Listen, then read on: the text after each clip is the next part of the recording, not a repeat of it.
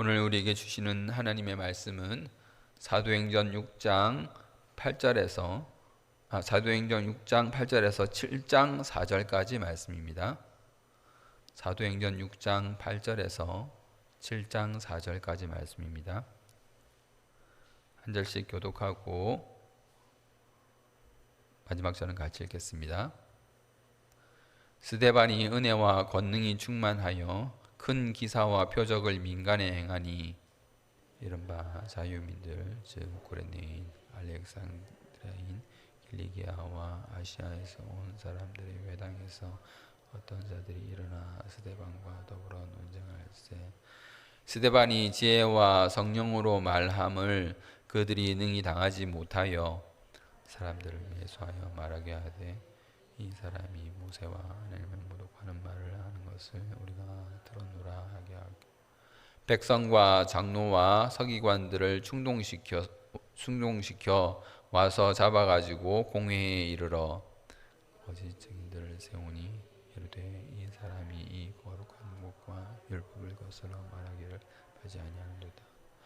그의 말에 이 나사렛 예수가 이곳을 헐고 또 모세가 우리에게 전하여 준 규례를 고치겠다 함을 우리가 들었노라 하거늘 나중에 앉은 사람들이 다 스데반을 주목하여 보니 얼굴이 천사의 얼굴과 같더라.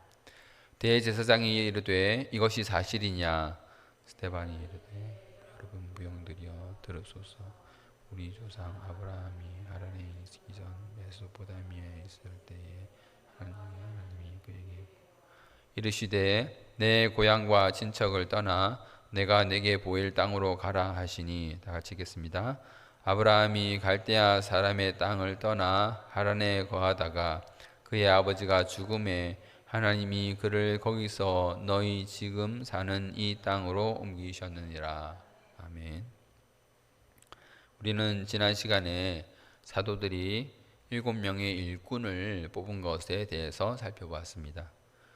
예루살렘 교회 공동체는 점점 커져가게 되었고 교회는 형편이 어려운 사람들에게 식사를 제공했었습니다. 그런데 어찌된 일인지 헬라파 과부들이 그 식사에서 제외가 되고 있었던 것이죠. 그것을 두고 헬라파 유대인들이 히브리파 사람들을 원망했고 사도들은 자신들이 하고 있던 그 식사 제공하는 일들을 새로 뽑은 일꾼들에게 맡기고 사도들은 기도와 말씀 사역에 전념하겠다고 선언했었습니다. 규모가 작으면 한 사람이 모든 일을 다 할 수 있고 또 마땅히 또 그렇게 해야 하지만 인원의 규모가 생기게 되면 한 사람이 하는 일이 한계에 부딪히고 그 한계로 인해서 발생하는 실수나 오류들이 생기게 됩니다. 그리고 그것들은 공동체가 불만을 가지게 되는 원인이 되는 것입니다.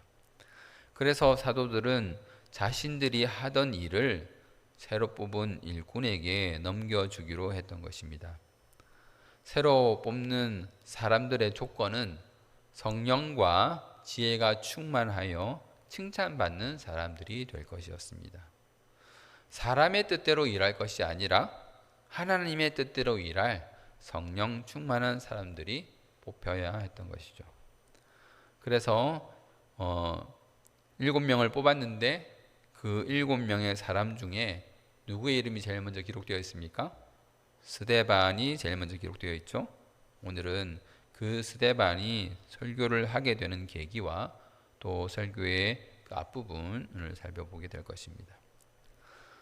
지난주에도 말씀드린 바와 같이 그들이 7명의 집사로 뽑힌 것이 아닙니다. 그들은 7집사가 아니에요. 7집사가 아니라 그저 7입니다. 그러나 뽑힌 7명의 사람들은 집사가 해야 하는 일들을 감당했던 것입니다. 그 중에 스데반은 은혜와 권능이 충만했더라라고 8절은 기록하고 있습니다. 스데반은 권능이 충만했다고 하면, 그렇죠? 권능이 충만했다고 하면 금방 이해가 되는데 은혜가 충만했다는 말은 여러분 이해가 되십니까? 금방 어떤 상황인지 이해가 되시나요? 능력이 충만했다. 라는 말은 그에게서 능력의 일들이 벌어졌고 그가 발휘한 것이 능력이면서 그것이 계속되었다 라는 말로 이해할 수 있습니다. 그러면 은혜가 충만했다는 것은 어떤 상태일까요? 여러분, 은혜가 무슨 말이죠? 은혜. 여러분 말하잖아요, 그렇죠? 여러분이 나 은혜 받았어. 이번 예배에서, 이번 설교에서 나 은혜 받았어 라고 하죠. 어떨 때 은혜를 받았다고 하십니까? 설교나 찬양이 내 마음을 즐겁고 기쁘게 하거나, 아니면 그 설교나 찬양을 듣고 난 후에 나는 이렇게 해야지 저렇게 해야지 하고 결단을 하게 되거나, 뭐 그럴 때에 흔히 은혜 받았다 이렇게 말들 하죠. 그러나 여러분, 그것은 은혜라는 단어를 잘못 쓰고 있는 것입니다. 여러분, 그럴 때는 어떻게 말해야 합니까? 나 감동받았어 라고 말해야 합니다. 기쁘거나 즐겁잖아요. 그런 거는 감동이라고 합니다. 예. 나는 큰 결단을 하게 됐어 이렇게 말해야 하는 것입니다. 그러면 은혜 받았어 라는 말은 언제 사용하는 것일까요? 은혜가 충만한 것은 무엇을 말하는 것일까요? 헬라어로 은혜는 카리스라고 합니다. 카리스. 한번 따라해 볼까요? 카리스. 카리스. 카리스가 은혜입니다.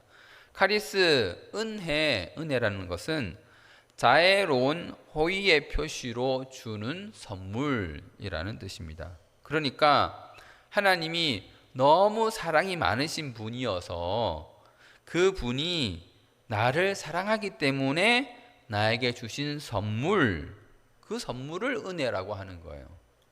그러니까 그 선물을 보면, 내가 무슨 선물을 받았는데 그 선물을 보면 하나님의 사랑이 생각나고, 나를 향한 그 사랑이 너무 고맙고 감사한 그 마음이 흘러 넘치는 것, 그래서 그것을, 나에게 주신 그것을 은혜라고 하는 것입니다. 그런데 그런 은혜가 스데반에게 넘쳤다는 거예요. 여러분, 은혜 이제 좀 감이 오십니까? 여러분, 나 설교에 은혜 받았어, 이 찬양에 은혜 받았어 라고 말할 때는 기쁜 감동, 그건 감동받았어 라고 말하는 것이고, 은혜는 그거보다 더 한 차원 더 생각해서 말해야 하는 것입니다. 하나님이 나에게 이런 말씀을 주셨어. 그래서 내가 그것이 너무 기뻐. 하나님이 이렇게 나를 사랑하시는구나. 하나님이 이 말씀을 나에게 선물로 주셨어. 내가 이 말씀을 생각할 때마다 사랑의 하나님이 생각나 라고 할 때에 내가 은혜 받았어 라고 말하는 거예요. 그러니까 나 감동받았어와 은혜 받았어가 동시에 나올 수 있는 것이죠. 여러분, 기쁘면 기쁘다고 말씀하십시오. 은혜 받았어 라고 말할 때는 오늘 들은 말씀을 잘 기억하셨다가 나같이 받을 자격이 없는, 말씀을 받을 자격도 없는 이런 자에게 하나님이 당신의 귀한 말씀을 내게 주셨구나, 그것을 은혜 받았다라고 말하는 것입니다. 그런데 그런 은혜가 스데반에게 넘쳤다는 거예요. 그러면 스데반이 받은 그 선물이라는 것이 과연 무엇이겠습니까? 저는 아마도 조심스럽게 그 뒤에 따라 붙고 있는 단어 권능을 생각해 보았습니다. 권능일 가능성이 있습니다. 하나님께서 스데반에게 권능을 주셨습니다. 스데반은 자기가 하나님께로부터 받은 그 권능의 역사를 볼 때마다 하나님이 나를 이렇게까지 사랑하시는구나 라는 것을 아마 느꼈을 것입니다.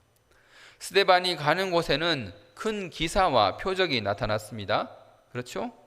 그는 그 기사와 표적 자체를 기뻐한 것이 아니라 그 표적과 기사 속에서 나타나는 하나님의 사랑, 하나님이 나를 이렇게 사랑하셔서 복음 전도자로 세우셨구나 하는 그것을 아마 느꼈을 것입니다. 하나님이 자신을 사랑하는 표시로 자신이 권능으로 복음을 전하는 것, 그것을 허락하셨구나.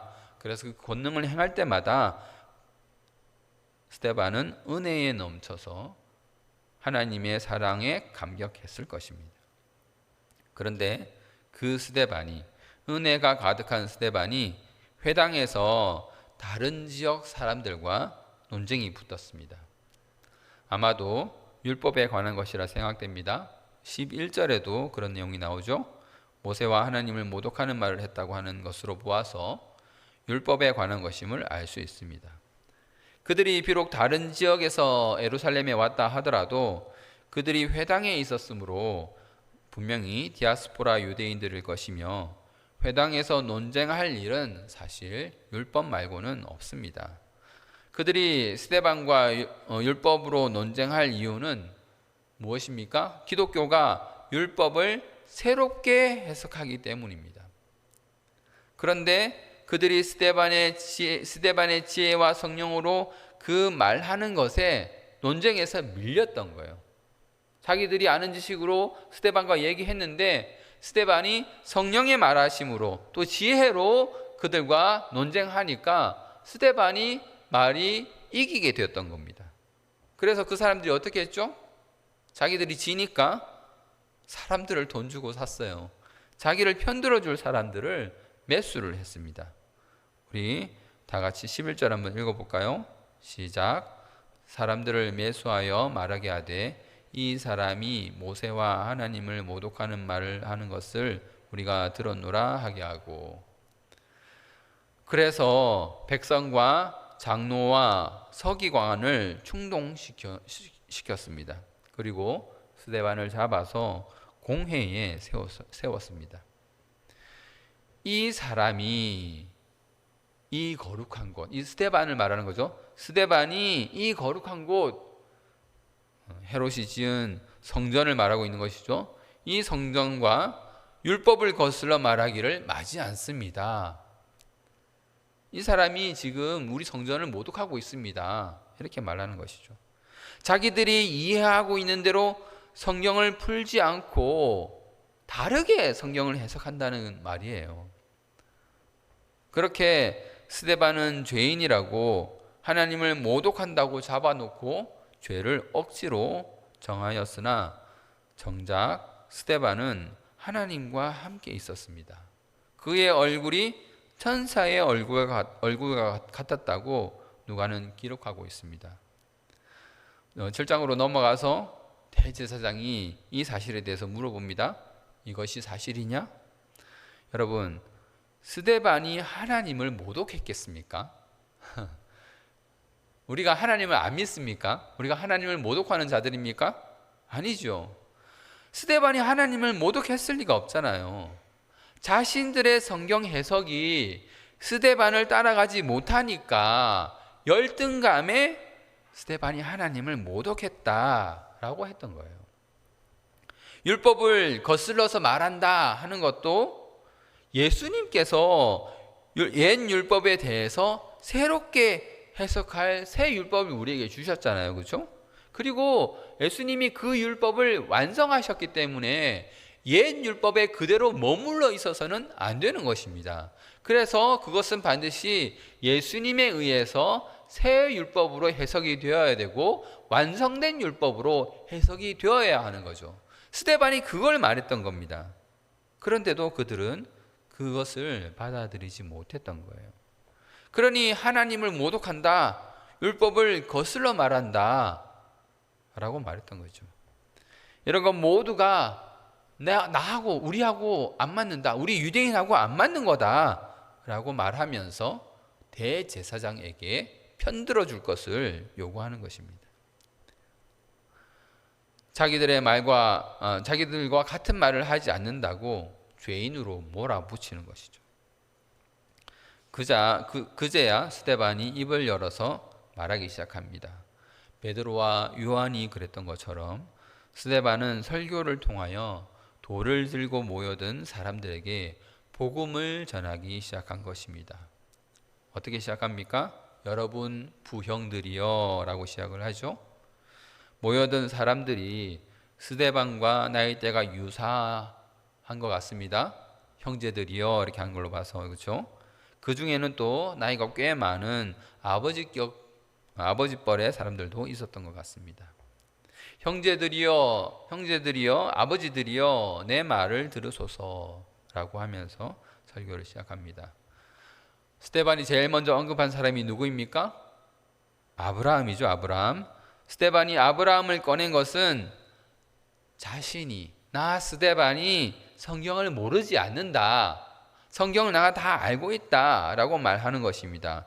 율법을 거슬러 말한다고 하더만 사실은 율법을 전혀 몰라서 거슬러 말하는 것이 아니라 스데반이 성경에 대해서 잘 알고 있고 율법에 대해서 잘 알고 있다는 것을 아브라함을 꺼내면서 얘기를 하는 겁니다. 나는 우리 조상의 일들, 모세오경에 써 있는 그 일들을 나는 잘 알고 있다.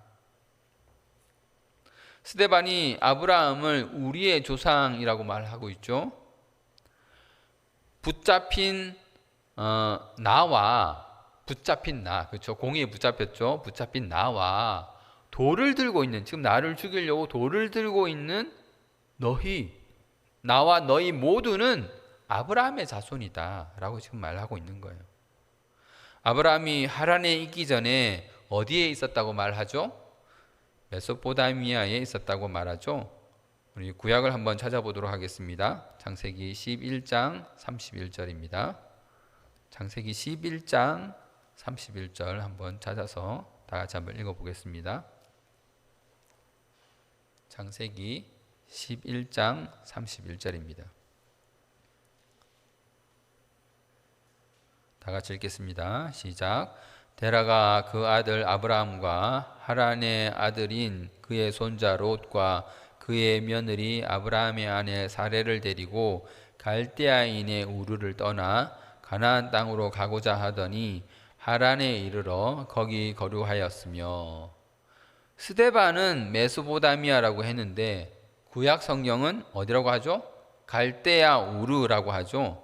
그러니까 갈대아 우르가 바로 메소포타미아라는 것을 알 수 있습니다.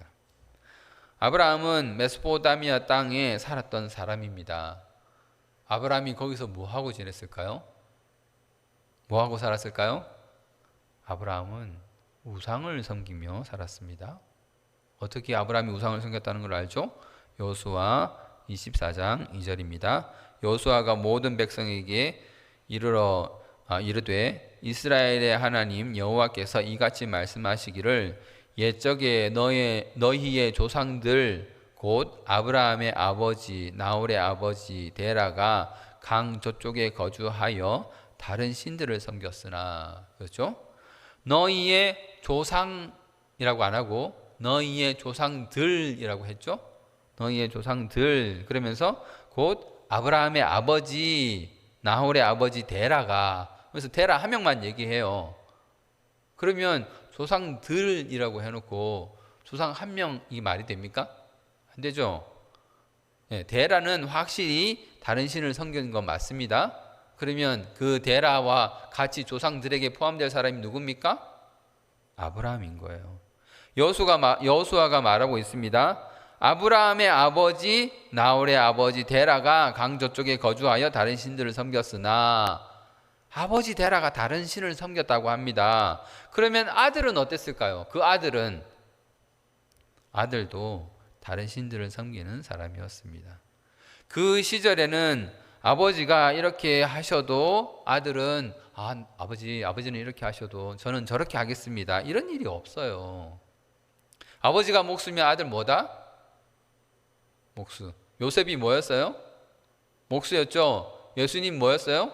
직업이 뭐예요? 목수. 아버지가 제사장이면 그 아들 뭐 할 거예요? 커서 제사장 하는 거예요.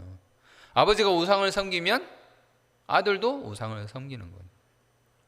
아버지가 하는 대로 아들도 그 일을 물려받았고 또 아버지가 믿는 대로 아들도 믿었던 것입니다.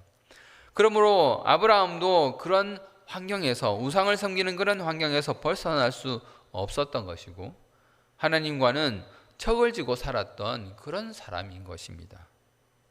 지금 스데반이 이 아브라함 얘기를 왜 꺼내고 있습니까? 왜 아브라함의 못난 얘기, 우리 조상은 우상 섬기던 자들이야 라고 지금 말하고 있잖아요. 그렇죠? 예. 왜 아브라함 얘기를 꺼냅니까? 우리 이스라엘이 뭐 잘나서 이스라엘이 아니다. 우리 아브라함이 대단해서 이스라엘이 아니다. 우리 아브라함의 아버지 데라가 대단해서 이스라엘이 아니다 라는 그런 말을 지금 하고 있는 거예요. 우리는 우리의 조상이 우상이나 섬기던 그런 자들이었다라는 것을 말하고 있는 것입니다. 그런 하찮고 보잘것없는 지옥에 던져져야 마땅할 자들에게 누가 말씀하셨습니까? 누가 아브라함에게 말씀하셨죠? 하나님이. 우상 섬겨서 지옥에 떨어져야 할 그 자를 하나님이 말씀을 해주셨다는 거예요. 영광의 하나님이 그에게 보이셨다고 스데반은 말하고 있습니다. 하나님이 말씀합니다. 내 고향과 친척을 떠나 내가 내게 보일 땅으로 가라. 이게 정말 황당한 얘기인 거예요. 이게 무슨 말이냐면 네가 가지고 있는 그 문화적 배경을 그냥 리셋하고 재부팅하고 내가 시키는 대로 가라. 지금 이런 말인 거예요. 내가 가라는 대로 그냥 떠나 라고 말씀하신 거예요. 자, 여기서 누가 중심입니까? 아브라함이 중심인가요? 하나님이 중심이죠. 하나님이 말씀하셨고 하나님이 명령하신 거예요. 조상 아브라함이 아니고 아브라함에게 명령하신 하나님이 중심인 것입니다. 지금 스데반은 자기 주변에 모인 사람들과 공통으로 얘기를 나눌 수 있는 그 주제인 아브라함 얘기를 꺼내놓고 뭐라고 지금 말하고 있는 거예요? 한마디로 하나님이 하신다, 하나님이 하셨다 라는 것을 지금 말하고 있는 거예요. 자, 아브라함이 갈대아 사람의 땅을 떠나죠. 갈대아 사람의 땅을 떠나죠. 여러분, 갈대아 땅을 떠났다고 하니까 그냥 살다가 갈대아 땅을 그냥 떠나갔나 보다 이렇게 생각할 것 같은데, 아까 전에도 말했듯이 그게 그렇게 간단한 일이 아닙니다. 비유를 들자면 이런 거예요. 신도시 아파트 50평짜리 아파트에 살고 있는데 하나님이 잘 살고 있는 그 사람에게 갑자기 나타나서 야, 내가 너한테 복 줄 테니까 그 아파트 버리고 일단 떠나. 짐 싸. 여러분 같으면 그거 할 수 있겠습니까? 어느 날 하나님 갑자기 밤에 음성으로 나타나셔가지고 아파트 잘 살고 있는데, 그죠? TV 큰 거 놓고, 장롱 큰 거 놓고, 식탁도 좋은 거 해놓고, 온 집에 좋은 거 다 해놨는데, 우상까지 섬기면서 잘 살고 있었는데, 싹 버리고, 집을 어떻게 들고 갑니까? 그죠? 집 싹 다 버리고, 그냥, 야, 짐 싸서 나가. 내가 복 줄게. 짐 싸서 나가. 그거를 믿고 덜렁덜렁 나갈 사람이 어디 있나요? 여러분, 우리 같으면 그렇게 못하죠. 신도시의 높고 넓은 아파트에 살고 있는데 그거 포기하고 떠나는 게 그게 쉬운 일이겠습니까? 게다가 어디로 갈지도 안 알려줘요. 일단 떠나래. 일단 떠나래. 일단 짐 싸라는 거죠. 그런데 아브라함이 그 길을 떠납니다. 대단한 믿음 같죠? 아브라함이 대단한 믿음 같죠? 신도시 떠나서 갈대아 우르 정말 좋은 곳입니다. 그때는 벌써 그때 수세식 화장실이 있던 곳이에요. 수세식 화장실 뭡니까? 용변을 보고 물 내리면 물 따라서 용변이 흘러가서 냄새도 안 나고 그런 때가 갈대아 우르 땅이에요. 지금으로부터 몇 년 전입니까? 그런데 그 시절에 그게 있었다니까요. 근데 그걸 버리고 떠나야 하는 거예요. 그런데 대단한 결심을 하고 떠난 것 같은데 그 아브라함이 어디로 갔냐? 하란 땅에 갔어요. 하란 땅. 하란 땅은 어떤 곳입니까? 하란 땅은 비유로 말하면 제2의 갈대아 땅인 거예요. 지금 말로 하면 제2 신도시. 이쪽 신도시에서 떠나서 저쪽 신도시로 그렇게 이주를 한 거예요. 아브라함이 하나님이 복 주신다는 복을 그렇게 이해하고 있었던 거예요. 이 도시 말고 저 도시 가서 저쪽이 더 좋을 것 같으니까 그렇게 이해를 하고 거기서 그냥 아버지 죽을 때까지 퍼질러 앉아 있었던 것입니다. 그런데 그런 아브라함을 사막 같은 땅, 이스라엘 땅으로 옮기신 분이 누구십니까? 하나님. 스데반은 하나님이 아브라함을 이 땅으로 옮기셨다고 지금 말하고 있는 거예요. 하나님이 그를 거기서 지금 너희 사는 이 땅으로 옮기셨는지라. 그런데 하나님이 아브라함을 살짝 들어서 하란에 있는 아브라함을 쏙 들어가지고 이스라엘 땅에 똑 이렇게 떨군 게 아니잖아요. 그렇죠? 성경이 그렇게 기록되어 있습니까? 하나님이 손을 들어서 아브라함을 들어서 이스라엘 땅에 내려놓으셨더라. 그렇게 안 돼 있잖아요. 그렇죠? 어떻게 갔습니까? 아브라함이 짐 싸들고 옮긴 거예요. 그렇죠? 아브라함이 다 움직인 거잖아요. 자기 가족들 데리고. 아브라함의 이동 행로가 있잖아요. 성경이 기록되어 있잖아요. 그런데 스데반은 지금 그것을 어떻게 평가하고 있습니까? 하나님으로부터 나온 것이다. 이게 그 아브라함의 모든 이주와 모든 행로가 하나님으로부터 나온 것이고 하나님의 뜻에 의한 것이다 라고 스데반은 평가를 하고 있는 것입니다. 그리고 스데반의 설교를 듣고 있는 돌을 든 유대인들도 동의하고 인정할 수밖에 없다고 지금 말하고 있는 거예요. 너희 사실대로 생각해 봐봐라.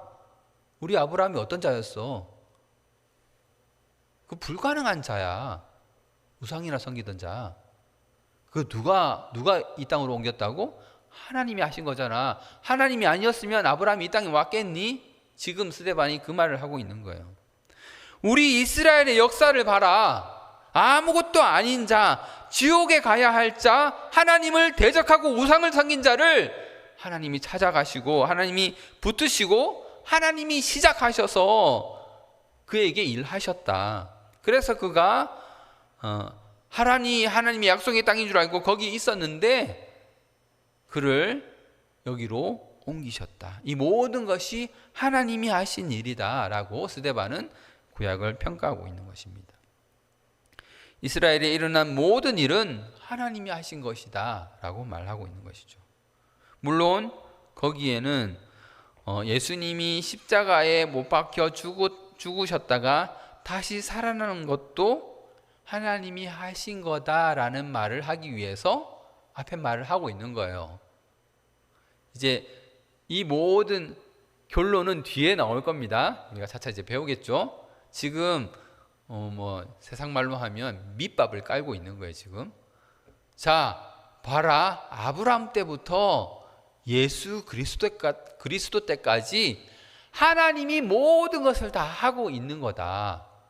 하나님이 하신 거다라는 것을 지금 스데반은 강조하고 있는 것입니다.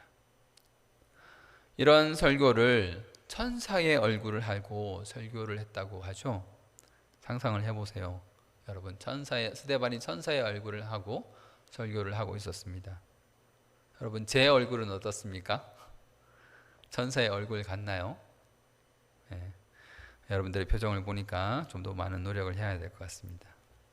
말씀을 맺도록 하겠습니다. 여러분, 성령 충만하시길 바랍니다. 성령 충만해야 은혜 충만할 수 있습니다. 스데반은 충만이 많은 자예요. 보세요. 스데반을 뽑을 때에 어떤 사람을 뽑았다고요? 성령이 충만한 자, 지혜가 충만한 자. 그렇죠? 성령이 충만, 지혜 충만. 오늘 본문에서는 뭐가 충만하다고 하나요? 은혜가 충만하고 권능이 충만했다고 그렇게 말하고 있습니다. 여러분들도 스데반처럼 성령 충만, 지혜 충만, 은혜 충만, 권능 충만한 사람들이 되시길 바랍니다. 그리하여서 구제함으로 교회를 바로 세우고 어떤 상황에서도 복음을 담대히 전하는 자들이 되셔서 우리 주님 세상 다시 오시는 그날에 내가 작은 일에 충성했으니 내게 큰 일을 내게 맡기겠다 칭찬받는 여러분들 되시기를 주님의 이름으로 소망합니다.